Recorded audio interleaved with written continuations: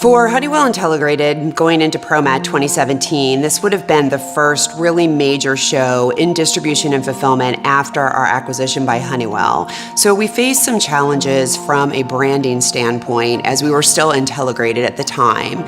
We were telling a story that involved, one company, but multiple divisions, multiple technologies.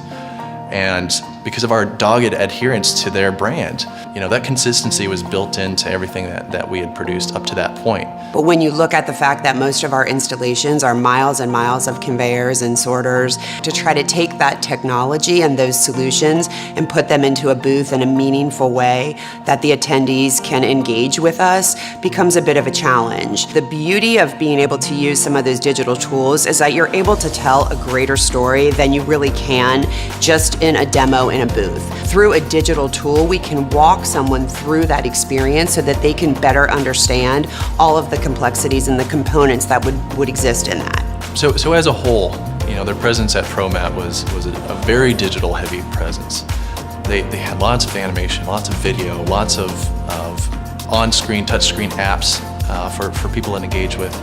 Everything we did for this exhibit was really to lead people through this journey, this experience of who Honeywell Intelligrated really is. It's not just about the product, it's not just about their services, it's about who you're dealing with. And we've really seen a change over the years on the material handling side with the level of attendee coming to these shows. It's a little higher up the food chain, and you have people that are at a VP or a CEO level who are making larger business decisions, who want to see the overall solutions, not just one piece of it. Digitally is a great way to be able to tell that story cohesively across the organization. This is what their expectation is, that they're going to have some sort of a digital experience, and we felt like that was a way to address the multiple different levels of attendees that were visiting the booth.